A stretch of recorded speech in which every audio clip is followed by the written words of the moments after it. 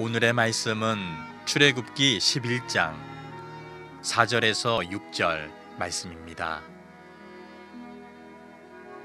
모세가 바로에게 이르되 여호와께서 이와 같이 말씀하시기를 밤중에 내가 애굽 가운데로 들어가리니 애굽 땅에 있는 모든 처음 난 것은 왕위에 앉아 있는 바로의 장자로부터 맷돌 뒤에 있는 몸종의 장자와 모든 가축의 처음 난 것까지 죽으리니 애굽 온 땅에 전무후무한 큰 부르짖음이 있으리라.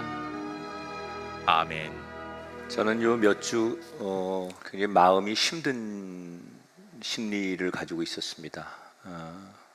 그 가운데 하나가 태어난 지 16개월 된 정인이가 입양 부모를 만났는데 입양된 지 10개월 만에 사망을 한 사건을 접하면서 저에게는 이 일이 모든 국민들에게도 그렇겠지만 저는 특별히 더더욱 이게 남의 일처럼 느껴지지 않아서 굉장히 괴롭고 힘들고 또 마음이 우울했습니다. 재판이 진행 중이라 결과가 나와 봐야겠지만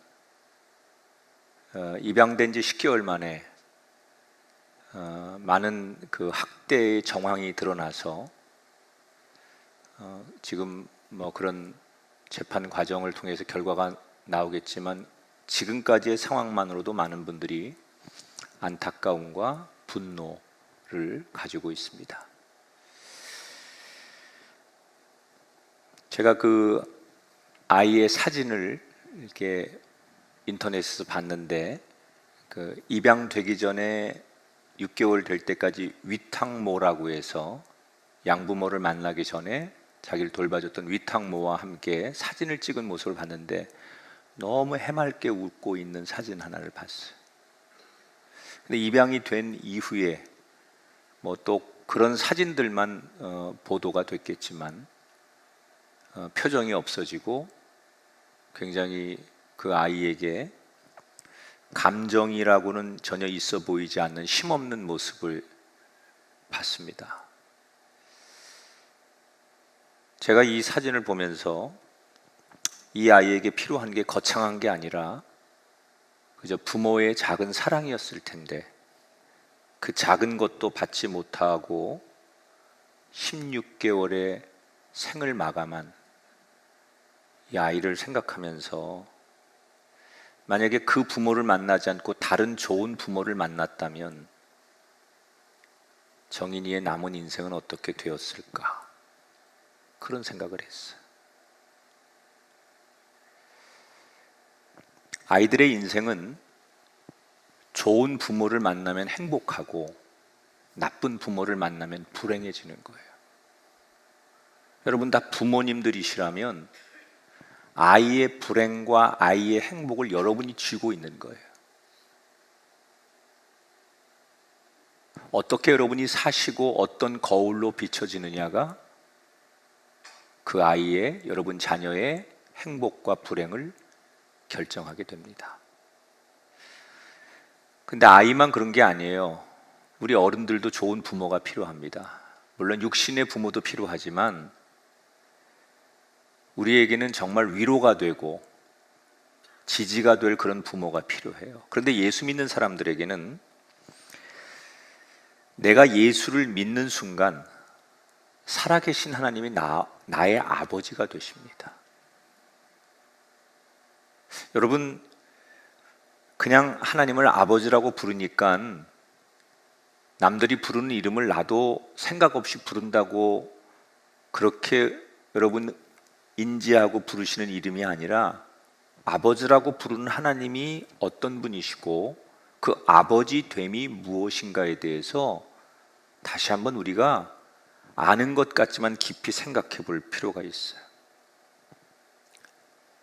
정말 좋은 아버지를 우리가 만났어요. 우리가 아버지라고 부르는 하나님은 도대체 어떤 분이실까? 다시 한번 오늘 성경에서 당신을 드러내시는 하나님에 대해서 알고자 합니다. 오늘 출애굽기 11장과 12장 전반부까지의 이야기를 나눌 겁니다. 지금 하나님께서 이집트 땅에 10가지의 재앙을 준비하시고 9번까지의 재앙을 내리시고 10번째 재앙을 준비하고 계세요. 그런데 이집트의 파라오 왕이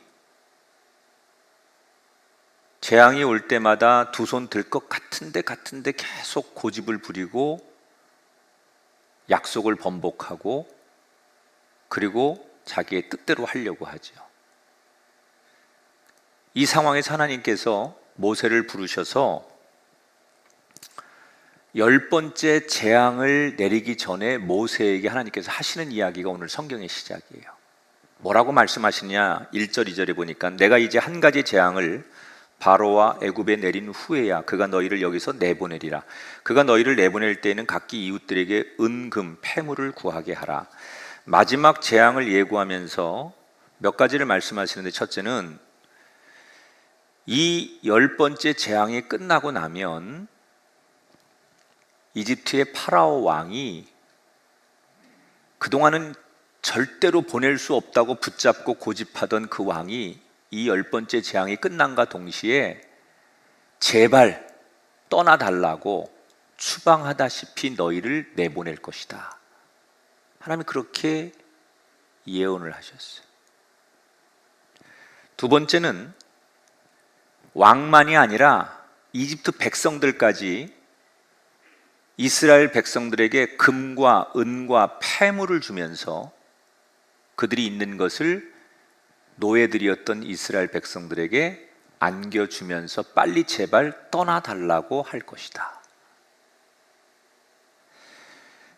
그러니까 10번째 재앙이 내려지면 그 재앙 후에 왕과 이집트의 사람들 모두가 이스라엘 백성들이 너무나 두렵고 감당할 수 없으니 제발 여기를 하루빨리 떠나달라. 여기 귀한 거 다 줄 테니 제발 이 땅만 떠나달라 라고 사정하게 될 것이다 라고 하나님이 말씀하셨어요. 도대체 10번째 재앙이 어떤 재앙이고 얼마나 무시무시한 재앙이기에 이 재앙이 끝나면 이런 일이 있을 거라고 하나님께서 말씀하시는 걸까? 자, 10번째 재앙을 소개해 드릴 건데, 이걸 조금 제가 히브리 원문을 직역한 성경을 여러분에게 읽어 드릴게요. 여러분이 가지고 있는 성경과 조금 표현이 다른데 이게 히브리 원문에 가까운 거니까 이 성경이 더 정확하거든요. 제가 4절부터 6절을 원문에서 번역한 구절로 읽어 드리겠습니다. 밤중에 내가 이집트 가운데로 들어갈 것이다. 바로의 마지로부터 맷돌 뒤에 있는 몸종의 마지 그리고 가축의 마지까지 죽을 것이다. 이집트 전역에 전무후무한 통곡이 있을 것이다. 자, 하나님이 예고한 10번째 재앙은 뭐예요? 첫째의 죽음이에요. 그동안 많은 교인들이 이 본문을 어떻게 오해했냐면 장자의 죽음이다 이렇게 오해를 했습니다. 근데 지금 히브리 원문에 본 것처럼 장자의 죽음이 아니고 이집트 땅에 살고 있는 모든 생명체의 맞이, 첫째의 죽음을 얘기하는 거예요. 그러니까 맏아들이 죽는 건 당연하고 아들이 없는 집에는 장녀가 죽고 어린이만 죽는 게 아니라 어른들 가운데도 첫째 맞이는 다 죽고 이집트 땅에 살고 있는 가축들 중에 첫 번째 태어난 모든 생명은 다 죽는다는 거예요. 여러분, 이게 어떤 의미를 가지고 있느냐? 제가 창세기에서 한번 언급한 적이 있는데 고대 사회에서는 첫째가 주는 의미가 상상할 수 없이 큰 겁니다. 어떤 뜻이 있냐? 그 가문의 대표라는 거예요. 우리가 국가대표 운동선수들이 올림픽이나 월드컵이나 이런 데 나가서 우리나라 선수들이 져요. 그러면 개인이 진 게 아니에요. 나라가 진 거예요. 그게 대표란 말이에요. 지금 이 장자의 죽음은 그 가문을 대표하고 집안을 대표하고 모든 그 땅의 대표성을 갖는 게 다 죽어버리니까 이거는 그 땅에 엄청난 재앙이 온다는 얘기예요.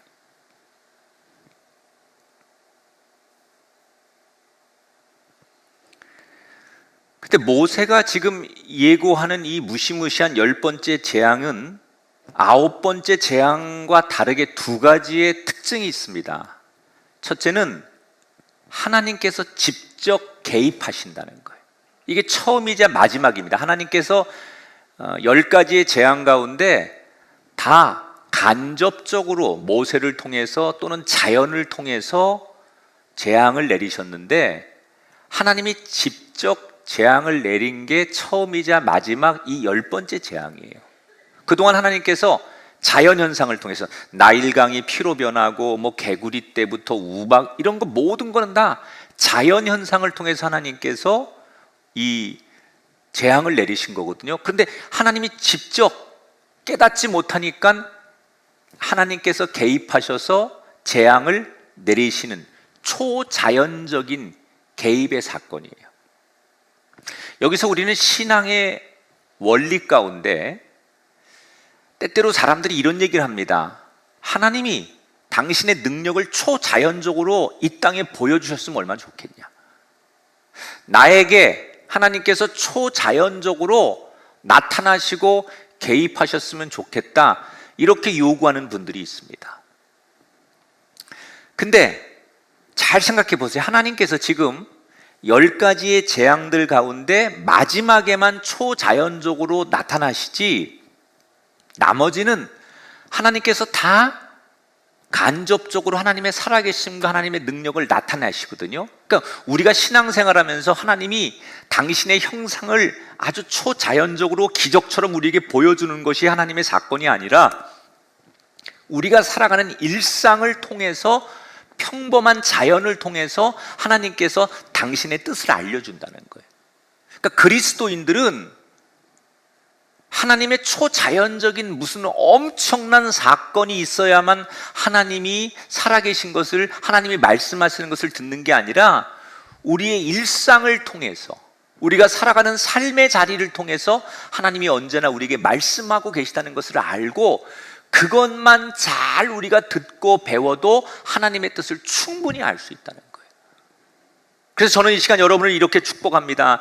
여러분의 닫혀있는 영혼의 눈이 열려서 평범한 자연을 통해 역사하시는 하나님을 언제나 만나기를 축원합니다. 어두워진 영혼의 귀가 열리셔서 우리의 일상을 통해서 들려주시는 하나님의 음성을 듣게 되시기를 주님의 이름으로 축원합니다. 두 번째, 이 재앙의 특징은 이 땅의 그 누구에게도 예외일 수 없다는 거예요. 인간이 어떤 조건을 가지고 있다 할지라도, 왕일지라도, 아무리 지혜가 많고 지식이 있고 능력이 있을지라도, 아니 아무 능력이 없는 비천한 거지일지라도, 하나님의 이 재앙은 이 땅에 살고 있는 모든 인간에게 누구도 예외가 없다는 거예요. 다만 하나님 스스로 이 재앙을 피할 수 있는 유일한 조건이 하나 있어요. 그 조건이 뭐냐? 7절에 이스라엘 자손에게는 개 한 마리도 그 혀를 움직이지 아니하리니, 이렇게 나와 있어요. 무슨 조건이에요? 하나님이 유일하게 인정하는 백성일 때만 재앙을 피할 수 있다는 거예요. 오늘 이 시대를 살아가는 사람들이 제일 많이 바라는 게 돈과 명예를 얻는 거예요. 왜? 이 돈과 명예를 얻으면 사람들은 자랑하게 돼 있어요. 그래서 자랑하고 싶기 때문에 돈과 명예를 사람들이 원해요. 그런데 여러분, 너무 그런 것에 목매이시면 안 됩니다. 왜? 이 땅에 살면서 돈과 명예보다 중요한 진짜가 있는데, 그게 뭐냐? 하나님께 인정받을 때, 하나님의 인정받는 백성이 될 때 유일하게 하나님의 재앙을 피할 수 있다는 거예요. 여러분, 우리가 돈이 있으면 뭐하고, 왕이 되면 뭐하고, 지식이 있어 박사가 되면 뭐합니까? 하나님 앞에 인정받지 못하면 누구도 예외 없이 하나님의 심판을 받게 되지만, 하나님이 인정하는 사람이 되면 그 어떤 조건과 상관없이 그 사람에게 하나님이 내리는 재앙 속에 보호를 받을 수 있다는 거예요. 이 엄청난 재앙이 예고되자 신하들이 두려워 떨고, 두려우면서도 자존심 때문에 안 무서운 척하는 파라오의 인간의 추악한 모습을 성경은 고발하고 있어요. 자, 이렇게 하나님께서 10번째 재앙이 예고되는데, 왜 하나님이 10번째 재앙으로 첫째가 죽는 재앙을 계획하신 걸까?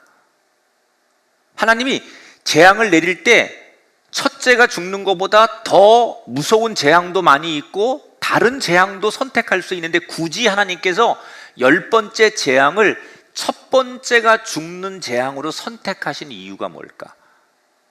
우선은 이집트의 신들을 심판하는 의미가 있습니다. 여러분, 이집트의 파라오 왕이 제일 믿는 자신의 든든한 백이 뭐예요?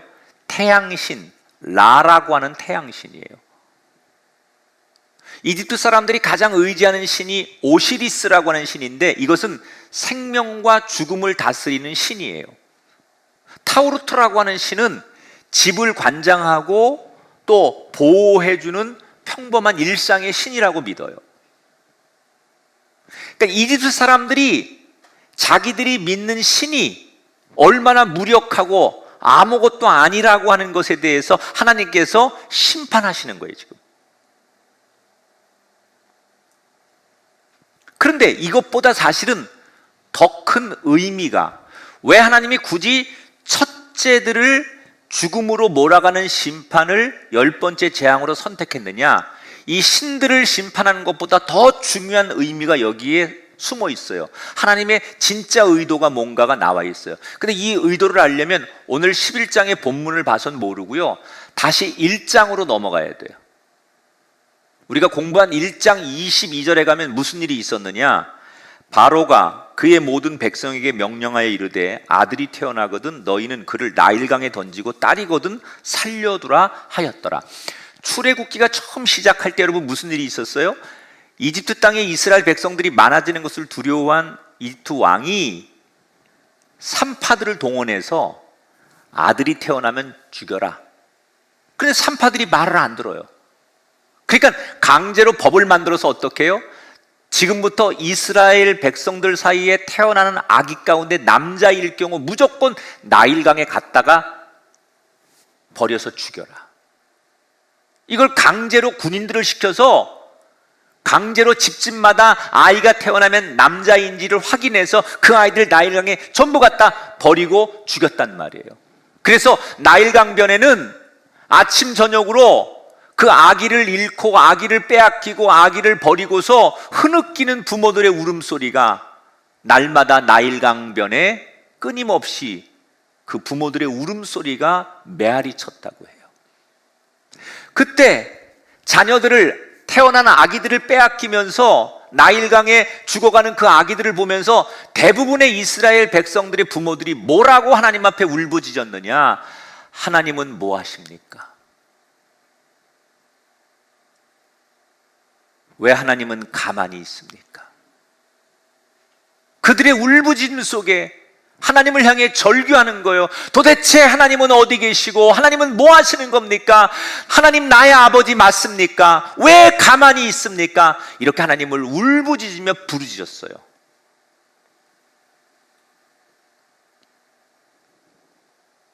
이스라엘 백성들이 볼 때 하나님이 아무것도 안 하시고 이 억울하고 천일공노한 일이 벌어지고 있는 이 상황을 하나님은 개입하지 않으시고 가만히만 계시는 거예요. 도대체 하나님이 너무 무능하고 하나님이 우리를 사랑하지 않는 것 같은, 그 하나님이 도대체 어디 계신지 모르는 이런 절망적인 상황에서 이스라엘 백성들은 하나님을 그렇게 생각하는 거예요. 그런데 하나님은 그때 정말로 무능하시거나 관심이 없어서 그런 일을 가만히 보고만 계셨던 걸까? 아니에요. 하나님은 그때 이스라엘 백성들의 피눈물을 보고 계셨어요. 그리고 너무너무 아파하셨어요. 그런데 왜 가만히 계셨느냐? 그 이유는 당신의 자녀된 이스라엘 백성들이 당하는 그 슬픔을 언젠가 내가 가장 아름답게 뒤집어 줄 때를 하나님이 기다리신 거예요. 그때 이집트 사람들을, 이스라엘 백성들의 한을 풀어주기 위해서 벌하시고 그들에게 하나님이 징계하신 게 아니라 어느 때 가장 통쾌하게 이것이 얼마나 잘못된 것이고 이것을 통해서 그들이 얼마나 고통을 당해야 되는지를 어느 때 하나님이 계획한 때 가장 아름답게 뒤집을 때인가를 하나님은 기다리고 계셨던 거예요. 그리고 지금 그때가 된 거예요.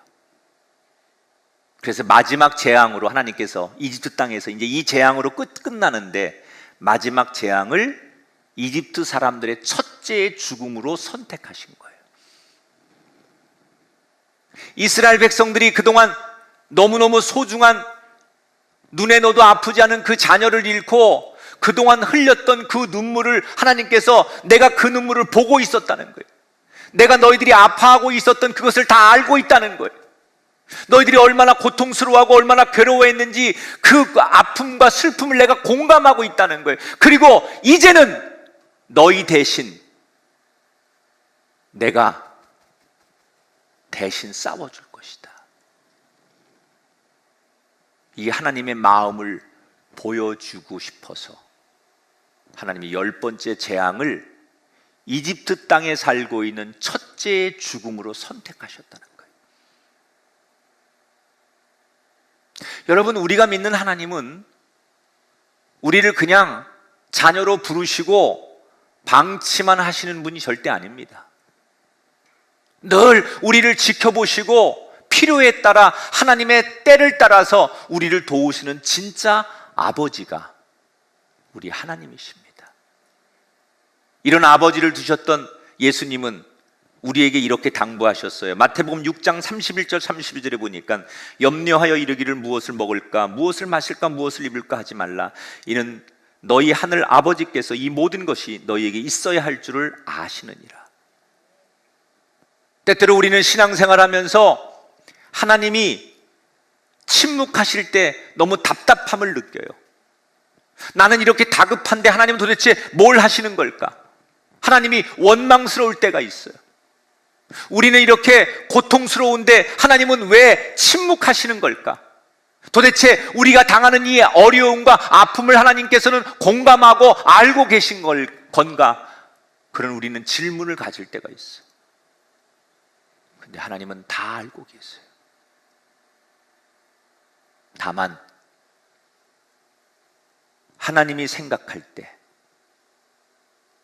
하나님의 계획 속에 가장 좋은 때에 우리의 인생을 뒤집어서 그 어려움을 축복으로, 그 고난을 은총으로 바꿔줄 때를 하나님이 하나님의 계획 속에 가지고 계시다는 거예요.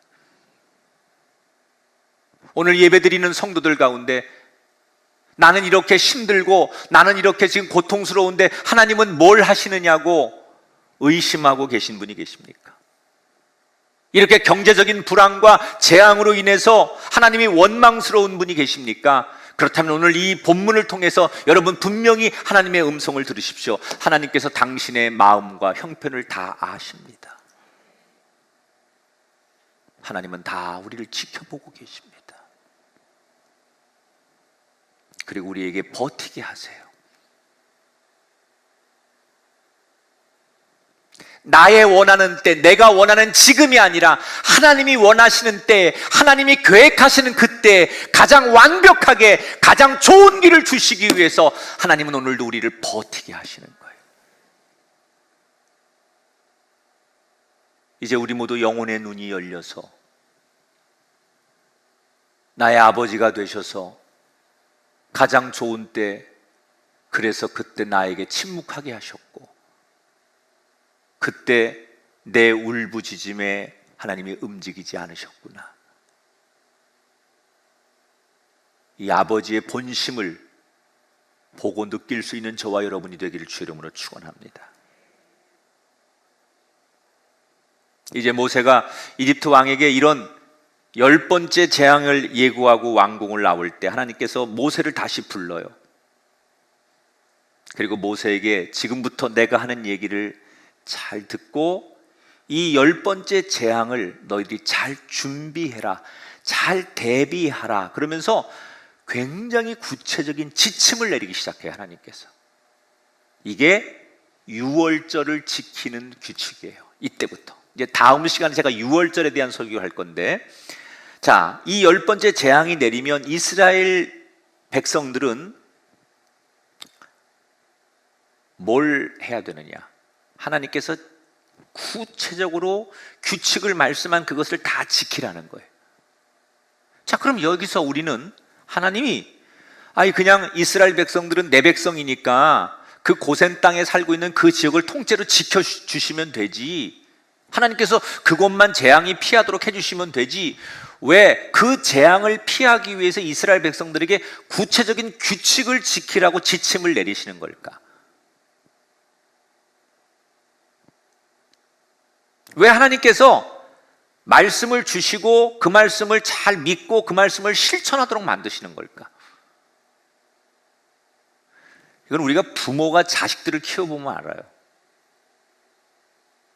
아무리 세대 차이가 나고 우리가 젊은 감각이 없어도 부모는 자식이 부모의 말을 잘 듣고 부모를 신뢰하고 부모의 말에 순종해주는 자식을 부모는 흐뭇해해요. 아무리 자식들이 똑똑해도 부모가 걱정하고 부모가 하는 이야기를 한 귀로 듣고 한 귀로 흘려버리고 무시하는 자식보다는 그 엄마의 얘기든 아버지의 얘기든 부모의 얘기를 아주 정말 귀를 기울이고 당부한 대로 살아가는 자녀가 부모에게 고마운 자녀인 것처럼 하나님의 마음도 똑같다는 거예요. 하나님은 우리가 하나님 말씀을 잘 듣고 그 말씀을 신뢰하고 믿고 그 말씀대로 살아가는 그런 모습을 볼 때 순종하는 자녀를 보시고 하나님이 흐뭇해 하신다는 거예요. 그럼 하나님께서 이스라엘 백성들이 무슨 지침을 주느냐? 첫째, 1년 된 수컷 양을 준비해라. 근데 혹시 양이 없으면 염소를 준비해라. 1년 된 걸 준비하래요. 그리고 잘 구별해서 4일 동안을 보관했다가 4일 지난 다음에 그 어린 양을 잡아서 이스라엘 백성들의 집의 문틀에다가 그 피를 바르고 나머지 고기는 불에 구워 먹으라 그랬어요. 자, 복잡하잖아요. 하나님께서 이 이집트 땅의 죽음의 재앙, 첫째 재앙을 피하기 위해서 이스라엘 백성들에게 피할 길을 주시는데 1년 된 어린 양을 잡아서 집집마다가 그 피를 문틀에다가 이렇게 발라라. 문설주하고 문틀에다가 피를 발라라. 이게 뭘 말하는 거예요? 우리는 하나님을 믿는 집입니다라는 걸 표시하라는 거예요. 피로 표시하라는 거예요. 여러분, 우리가 구원받은 표시가 뭐예요? 예수님의 십자가의 죽음의 피를 믿는 게 우리의 구원이에요. 이 말은 또 다른 말로 말하면 우리가 세상에 살면서 예수 믿는 것을 부끄러워하면 안 돼요. 교회에서나 좋은 장로님, 좋은 집사님, 권사님 되는 것으로 내가 신앙생활 잘한다고 생각하면 안 돼요. 하나님은 우리가 어느 곳에 있든지 내가 하나님의 백성입니다. 나는 교회 다니는 사람입니다. 나 예수 믿는 사람입니다. 나는 그리스도인입니다. 이것을 드러내라는 거예요. 내가 예수 믿고 교회 다니고 신앙생활하는 것을 부끄러워하지 말고 내가 표시를 드러낼 때 그게 진정한 하나님의 자녀라는 거예요.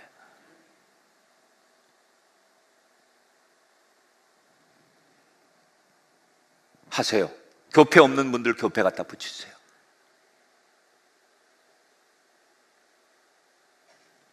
집에 들어가면 가장 좋은 거실에 교회가 주는 달력이나 또는 목사님이 주는 성구 같은 걸 늘 놓으세요. 그래서 누가 오든지 대문에서부터 우리 집에 들어와서 이 집은 하나님의 백성이구나, 이 집은 예수 믿는 사람이구나, 택배기사가 오든 경비실 아저씨가 오든 누가 오든 간에 이 집은 예수 믿는 집이구나라는 것을 드러내는 삶,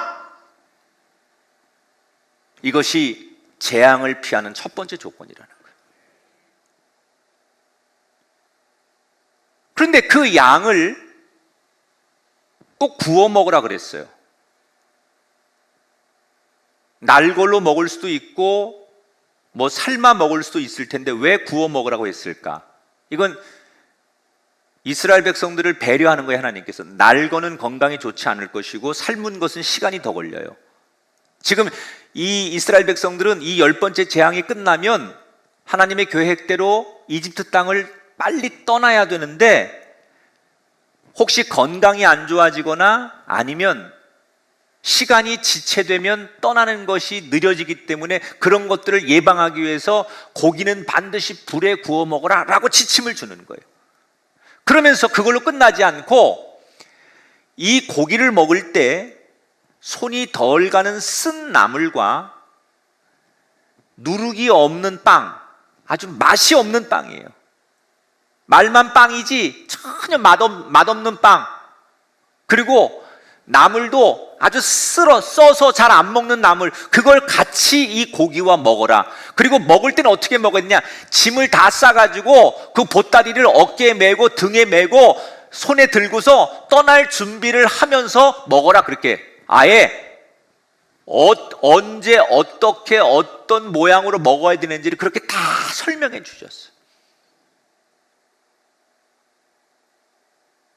그리고 마지막에 뭐라고 말하느냐, 그 다음날 아침이 됐는데 어제 먹던 그 고기가 남으면 그거 싸가지고 가지 말고 반드시 그 자리에서 불태워서 버려라 그랬어요. 뭐가 그렇게 복잡해 하나님? 이스라엘 백성들, 내 백성들을 하나님께서 보호하시고 지키고 인도해내는데 뭘 이렇게 복잡하게 만들었냐는 거예요. 규칙을 왜 이렇게 복잡하게 만들었느냐. 이게 하나님의 섬세한 배려거든요. 왜 불태우라, 남은 음식을 가져가지 말고 왜 불태우라고 했을까? 그 의미는 딱 이거예요. 내가 너희들의 필요한 것을 공급하고 책임져 줄 테니 걱정하지 말라는 거예요. 이스라엘 백성들 중에 지금 이 이집트를 떠나서 이제 가나안을 향해 이 광야로 나가게 되면 혹시 먹을 것이 떨어지면 어떻게 하지? 비상식량이라도 좀 가져가야 되니까 몰래 숨겨서 다 자기들이 욕심껏 먹을 걸 보따리에 막 챙겨가면 여러분 보따리가 많아질 거 아니에요. 그럼 걸음이 느려지게 되고 개인적인 자기 욕심과 자기 혼자 살겠다고 하면 이스라엘 공동체가 형성이 될 수 없는 거예요. 그래서 하나님께서 먹는 것, 입는 것, 마시는 것, 잠자는 것, 그 모든 것은 내가 책임질 테니까 너희들 그런 걱정하지 말고 다 놔두고 가라, 그거예요.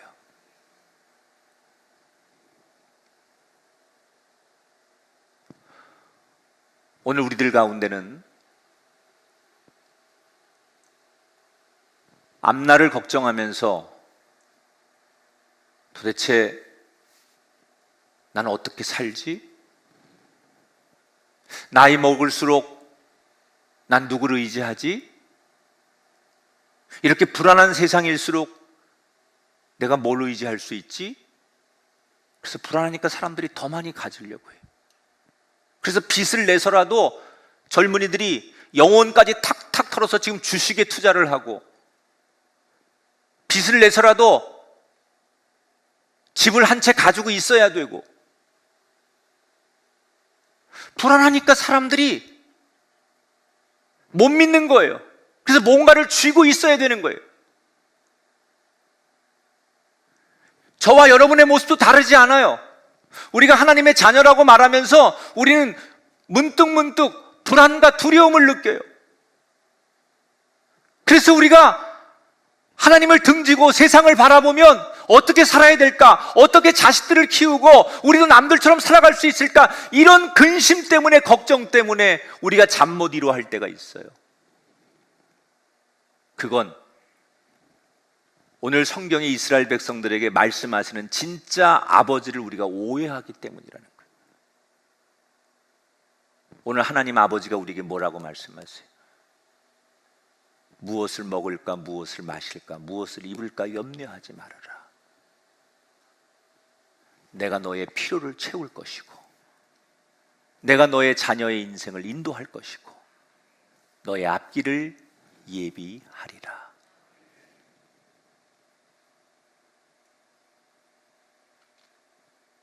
이게 하나님께서 이렇게 구체적인 지침을 주고 뭐라고 그러세요?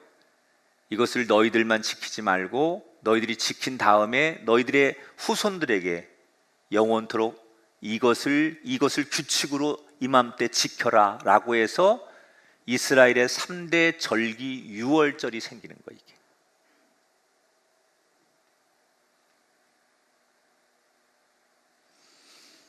자, 이제 오늘 설교를 정리하면서 마지막으로 여러분에게 나누고 싶은 게 있어요. 10번째 재앙에 대한 지침을 내리시면서 하나님께서 어린 양을 준비해라. 1년 된 어린 양이 가장 아름다운 양이거든요. 1년 됐을 때가 양은 가장 아름다울 때예요. 그걸 하나님을 위해 준비해서 나흘 4일을 그 양을 구별해놔라 그러셨어요. 왜 나흘일까요? 내일 쓸 거면 하루 전에 준비하면 더 좋잖아요. 근데 왜 하나님은 굳이 나흘을 구별하라고 하셨을까? 첫째는 이스라엘 백성들에게 이 유월절이라고 하는 이 유월절이라는 것은 이게 여러분 이 성경에 한문으로 나와 있기 때문에 여러분이 이게 유월절을 좀 어렵게 생각하시는데 유월절 이게 한자잖아요. 너물유, 너물월, 마디절. 그래서 유월절이에요. 이게 그러니까 뛰어넘다라는 뜻인데 유월절 그러면 우리는 잘 이게 모르거든요. 무슨 뜻이지? 근데 영어 성경에 보면 pass over라고 써 있어요. pass over. 위로 넘는다. 죽음의 사자가 이스라엘 백성들의 집을 넘어간다 그런 얘기예요. 그게 유월절이에요. 여러분에게 유월절의 축복이 있길 바랍니다. 이 땅의 재앙이, 이 땅의 근심이, 이 땅의 슬픔이 예수 믿는 여러분의 가정을 뛰어넘길 바라고 여러분의 자녀와 여러분의 인생길에 그런 세상에 쓸데없는 근심과 도전이 뛰어넘게 되기를 주님의 이름으로 축원합니다. 그래서 우리 그리스도인에게는 이 유월절의 축복이 항상 있어야 돼요. 그 다음 시간에 이제 유월절에 대해 설교를 할 건데 왜 양을 유월절에 중요한 양을 사흘 동안을 구별하라고 하느냐? 이건 준비하는 시간을 주는 거예요. 지금은 교인들이 그렇게 안 하지만요.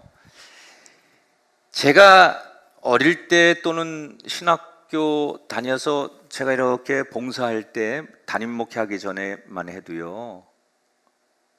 정말 믿음 좋은 교인들은 주일을 어떻게 기다리느냐? 일주일 내내 주일을 위해서 안 입던 옷을 다려놓고 헌금을 드리려고 그 새 돈이 없으니까 다리미로 그 새 돈을 화폐를 다 종이 돈을 다려요. 빳빳하게. 그래서 구별하는 거예요. 제가 아는 어떤 분은 대표 기도를 맡으면 그 주간은 금식해요.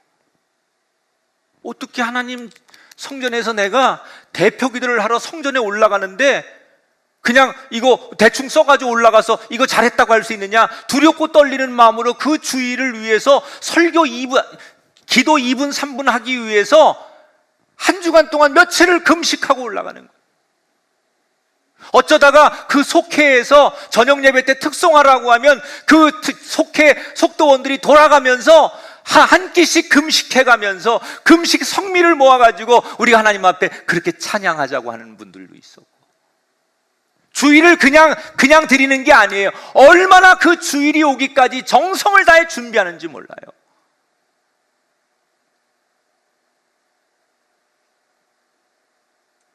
하나님께서 이스라엘 백성들에게 그런 준비의 시간을 주시는 거예요. 여러분, 주일이 준비된 사람하고 그냥 하는 사람하고 다릅니다. 제가 이 설교 얼마나 준비할 것 같아요? 비밀인데요. 근데 규칙이 하나 있어요. 교인들의 반응과 상관없이, 유튜브의 조회수와 상관없이 제가 이 설교를 준비하는 주간에 정말 몰입하고 이 설교 준비에 푹 빠져서 내 스스로 만족할 때는 교인들의 반응과 결과와 상관없이 제가 행복해요. 그런데 제가 좀 시간이 없거나 환경이 안 돼서 내 스스로 이 설교를 준비하면서 내 스스로 만족하지 않은 설교를 가지고 와 설교를 하는데 겉으로는 반응이 좋거나 조회수가 높을 수는 있지만 하나도 내 마음에 기쁨이 없어요. 왜? 나는 알거든요.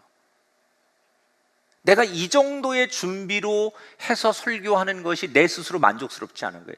적어도 내가 이 정도로 훅 빠져서 이 말씀과 씨름하고 말씀을 연구하고 말씀을 준비한 그것이 내가 만족될 때는 여러분과의 관계와 반응과 상관없이 너무 기쁘고 행복한 거예요. 하나님은 준비된 사람을, 준비된 시간을, 준비되는 마음을 받으십니다.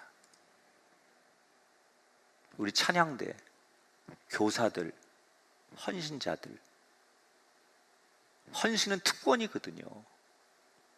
찬양은 희생이 아닙니다, 여러분. 특권입니다. 하나님의 예배에서 하나님을 찬송할 수 있는 지파로 여러분에게 특권을 주신 거예요. 그 소중함을 모르면 준비 없이 올라오지요. 그 찬양의 가사, 맡은 파트의 음률, 이런 것들 자기들이 충분히 고민 없이 올라와 하는 노래하고 하나하나 그걸 기도로 연결하고 내 삶의 고백으로 준비해서 드리는 찬양은 다른 거예요. 잘하고 못하고가 아니에요. 하나님이 그 과정을 너무너무 귀하게 보신다는 거예요. 제가 제일 싫어하는 게 준비되지 않은 예배. 여기 우리는 이렇게 큐시트를 만들어요. 3부 예배 지금 이거 큐시트잖아요. 이게 여기 보면 다 1분 단위로, 초 단위로 이 순서 조명이 어디 켜져야 되고 뭐가 어디 순서에 뭐가 누가 들어왔다 나갔다, 이게 다 약속되어 있는 거고 이 약속을 지켜야 1시간 예배가 되는 거예요. 이게 만약에 소홀하면 사고가 생기는 거예요. 우리는 예배가 준비된 만큼 안 드려진다고 생각하는 거예요. 나는 정말 하나님이 우리에게 원하시는 게 이거라는 걸 알아요. 여러분 늘 준비된 예배자가 되시고 준비된 하나님의 사람이 되기를 주 이름으로 축원합니다. 두 번째 어떤 뜻이 있느냐? 이 막돼 먹은 파라오 왕에게 회개할 수 있도록 마지막 기회를 주시는 거예요. 지금 모세가 이집트 땅에 마지막 10번째 재앙이 임할 거라고 예고한 지가 4일이 지나서 재앙이 시작돼요. 그러면 그 4일 동안 이집트 왕이 두렵든 무섭든 어떻게 해서 이제라도 회개하고 이스라엘 백성들을 풀어주면 어떻게 될까요? 하나님께서 재앙을 멈추시는 거예요, 그 땅에. 그럼 죄 없는 이집트 백성들의 첫째가 죽지 않는 거예요.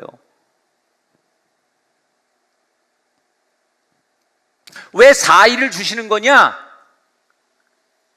하나님은 끝까지 이스라엘 백성만 사랑하시는 게 아니에요. 하나님은 파라오 왕에게도 악인이지만 그에게도 회개하고 돌아올 기회를 주시는 거예요. 이 복음은 하나님 앞에 용서받지 못할 죄인이 없는 거예요. 우리가 판단하면 안 돼요.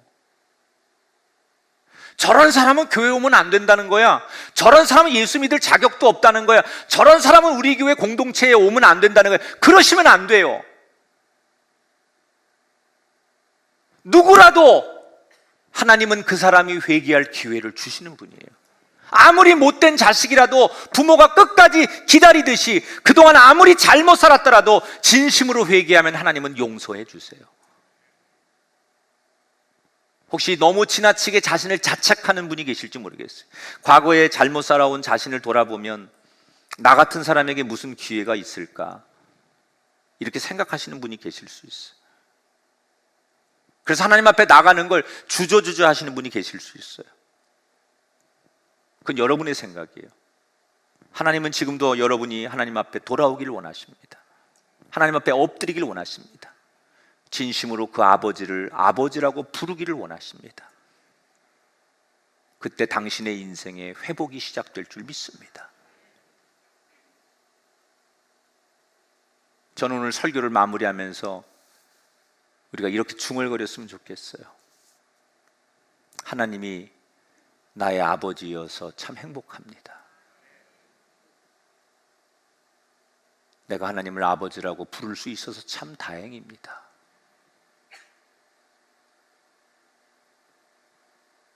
여러분, 우린 좋은 아버지를 뒀습니다.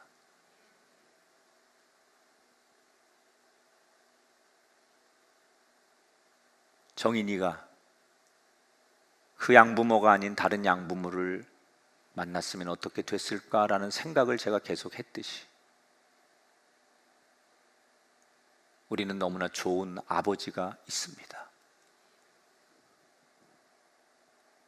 그 무한한 사랑을 가지신 하나님 아버지를 참된 아버지로 기억하며 여러분 삶이 출애굽하고 일어서고 회복되기를 주님의 이름으로 축원합니다. 두 손 가슴에 얹고 기도합니다. 6월절 은혜가 우리에게 있기를 원합니다. 이 땅에 아무리 어려운 재앙과 고난이 있어도 하나님을 믿는 백성의 삶에 이 땅의 재난이 우리를 흔들 수 없음을 믿게 하시고 우리에겐 6월절의 은혜와 축복이 있음을 기억하게 하시고 하나님이 나의 아버지 되시기에 그럴 근거와 자격을 갖고 있다는 사실을 꼭 기억해서 날마다 하나님 아버지와 함께 더불어 행복하게 살아가는 우리가 되게 해 주옵소서. 이 땅에 많은 사람들이 하나님 아버지를 인격적으로 나의 아버지로 영접하기를 축복합니다. 그런 세상이 되기를 바라고 하나님의 뜻이 이 땅에 실현되게 하여 주옵소서. 한없이 기다리시는 하나님 앞에 우리가 돌아와 엎드릴 줄 아는 백성 되게 하시고 하나님의 음성을 영적으로 분별하여 깨달을 줄 아는 우리가 되게 하여 주옵소서. 드리는 귀한 예배를 축복해 주시고 우리의 헌신과 찬양과 온 마음 그리고 귀한 예물들 위해 축복하시고 미디어로 예배하고 미디어 교회 등록했지만 귀한 교인의 사명을 감당하는 모든 이들에게 하나님의 큰 은총과 축복을 내리어 주옵소서. 이제는 우리 주 예수 그리스도의 은혜와 하나님 아버지의 극진하신 사랑하심과 성령님의 감화 감동 역사하심이 아버지를 고백하고 일어서는 우리 가운데 영원토록 함께하기를 축원하옵나이다. 아멘.